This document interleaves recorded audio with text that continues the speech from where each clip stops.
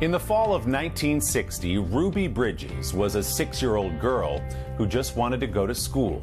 Instead, she became an icon, thanks in part to this Norman Rockwell painting that shows her being harassed as she is escorted by federal marshals to a previously all-white school in New Orleans. But Ruby was not alone that day. This morning, for the first time ever on network television, the other 3 members of the New Orleans Four tell their story with a new twist. NBC's Rehema Ellis has our Sunday Spotlight. Didn't have no clue that the color of my skin made a big difference in where I had to go to school. You could hear the mob saying these things. This was an angry crowd. It looked like if they could get to me, they'd kill me, and I didn't know why. The why is rooted in America's painful history of segregation.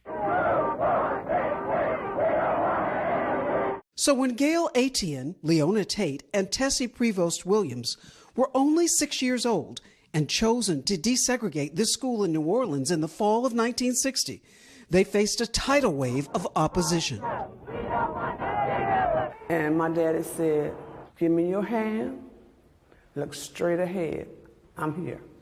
Federal marshals made sure no harm. Also there were U.S. Marshals assigned to protect the girls, just as other marshals protected Ruby Bridges at another school not far away.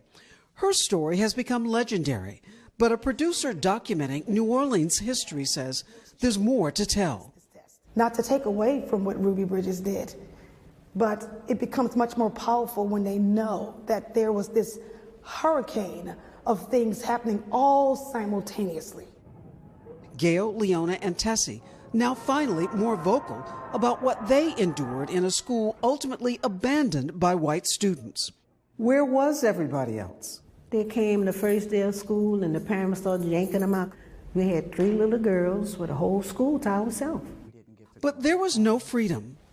This is our first grade classroom, and these windows were papered up. No one could see in, and we couldn't see outside. What was the reason? It was for our protection because of the mob. Couldn't even use a pencil sharpener. Right. Because it was too close to the window. Their childhood turned upside down for a cause. They spent the first grade confined. In this room? In this room. Not the cafeteria, not the playground. Never. This room. It took a heavy toll.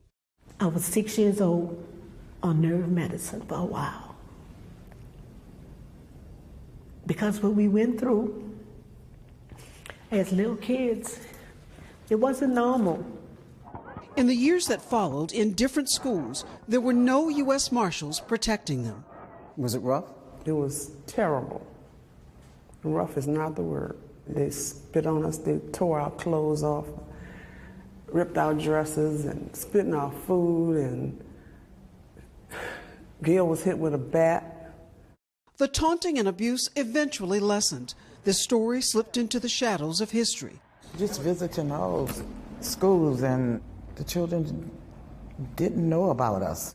Determined to change that, Leona set out to acquire the old abandoned school. Today, with the help of a grant from the National Park Service, it will become a center for education and affordable housing, named for the 3 women.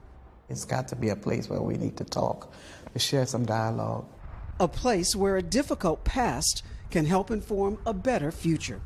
For Sunday Today, Rehema Ellis, New Orleans. Rehema, thank you very much. You can hear more stories like that one honoring the legacy and impact of America's civil rights movement at voicesofthecivilrightsmovement.com. Hey, thanks for watching our YouTube channel. Find your favorite recipes, celebrity interviews, uplifting stories, shop our favorite deals, and so much more with the Today app. Download it now.